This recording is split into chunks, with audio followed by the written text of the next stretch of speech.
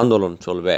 বৈষম্য বিরোধী ছাত্র আন্দোলনের ৬ সমন্বয়ককে জিম্মি করে নির্যাতনের মুখে আন্দোলন বন্ধের স্টেটমেন্ট নেওয়া হয়েছে বলে মন্তব্য করেছে বৈষম্য বিরোধী ছাত্র আন্দোলনের এক অংশ। একই সঙ্গে আন্দোলন চলবে বলে ঘোষণা দিয়েছেন তারা। রোববার রাতে টেলিগ্রাম এবং সামাজিক যোগাযোগ মাধ্যম ফেসবুকে তারা এই ঘোষণা দেন।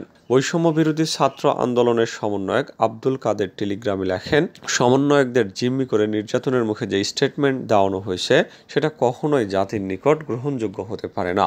আটককৃত সমন্বয়করা ভয়ভীতির মুখে গোয়েন্দা সংস্থার লিখে দেওয়া যে বক্তব্য কেবল রিডিং পড়ে গেছে, আমরা সেই বক্তব্য প্রত্যাখ্যান করছি এবং একই সঙ্গে জোরপূর্বক বক্তব্য আদায় করার মতো সরকারের এমন জঘন্য কাজের তীব্র নিন্দা এবং প্রতিবাদ জানাচ্ছি।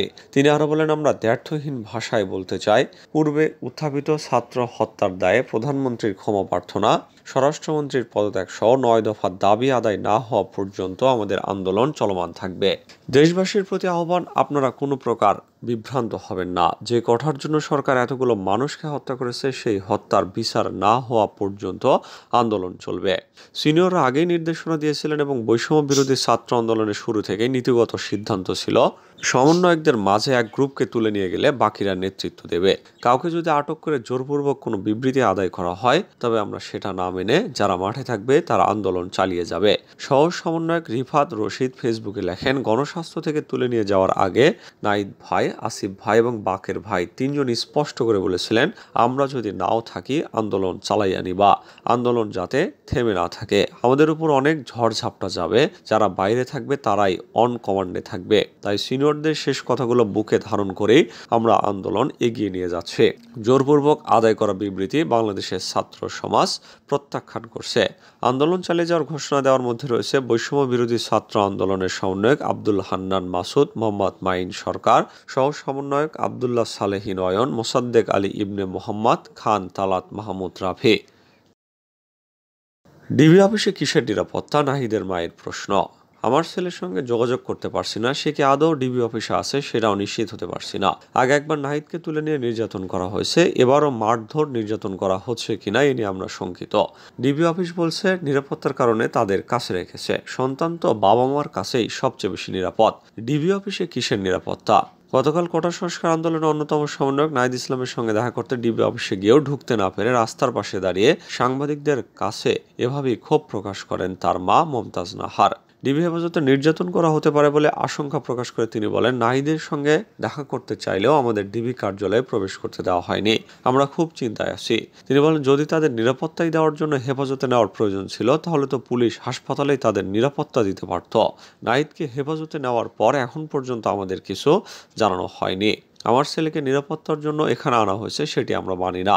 আমি চাই আমার ছেলেকে আমাদের কাছে ফিরিয়ে দিক। আমরা চাই প্রতিটি সন্তানকে তাদের মা বাবার কাছে ফিরিয়ে দিক। এর আগে তুলে নিয়ে নাহিদকে নির্যাতন করা হয়েছে, এখন আবার তুলে নেওয়া হয়েছে। ডিবির পক্ষ থেকে বলা হয়েছে চিন্তামুক্ত থাকার জন্য। এমন প্রশ্নের জবাবে নাহিদের মা বলেন, আমরা কিভাবে চিন্তামুক্ত থাকি? সন্তান ডিবির ভিতরে, আমি কিভাবে চিন্তামুক্ত থাকব? আমি আমার সন্তানকে আমার কাছে ফিরিয়ে নিতে চাই। এদিকে সোমবার বিক্ষোভের ডাক বজায় রাখলো কোটা আন্দোলনকারীরা। সোমবার সারা দেশে বিক্ষোভ কর্মসূচি এবং প্রতিবাদ সমাবেশের ডাক দিয়েছে বৈষম্য বিরোধী ছাত্র আন্দোলনের এক অংশ। রাতের সমন্বয়ক আব্দুল কাদের লিখিত এক বিবৃতিতে এই তথ্য জানিয়েছেন। বলা হয়েছে, সরকারের নিরাপত্তা বাহিনীর গুলিতে এবং ছাত্রলীগের আক্রমণে নিহত শত শত শহীদের আত্মত্যাগ তিরস্কার করে ডিবি কার্যালয়ে বন্দুকের নলের মুখে জিম্মি করে সমন্বয়কদের মাধ্যমে জোরপূর্বক স্ক্রিপ্টেড বিবৃতি আদায়ের তীব্র নিন্দা এবং প্রতিবাদ জানাই। আমাদের দাবি আদায়ে আমরা অবিচল ছিলাম, রয়েছি এবং থাকব। প্রিয় দেশবাসী ও ছাত্র সমাজ, বিগত কয়েকদিন যাবৎ গণহত্যা, গণগ্রেপ্তারের পর সরকার এখন এক নতুন নাটকের সৃষ্টি করেছে। বৈষম্য বিরোধী ছাত্র আন্দোলনের সমন্বয়কদের তুলে নিয়ে ডিবি কার্যালয়ে জিম্মি করা অস্ত্রের মুখে স্ক্রিপ্টেড বিবৃতি দিয়ে ছাত্র সমাজের দাবিসমূহের প্রতি সরকার চরম ধৃষ্টতা প্রদর্শন করেছে। শুধু তাই নয়, সারা দেশে রাষ্ট্রীয় বাহিনী ও ছাত্রলীগ সন্ত্রাসীদের হাতে নিহত শহীদদের পরিবারকে হুমকি ধমকি ও ভয়ভীতি দেখিয়ে আর্ম ফোর্সকে ব্যবহার করে ঢাকায় এনে সরকার তাদের থেকে মিথ্যা জবানবন্দি নেওয়া এবং সমস্ত দায় আন্দোলনকারীদের উপর চাপিয়ে শহীদদের রক্তের সাথে তামাশা করছে।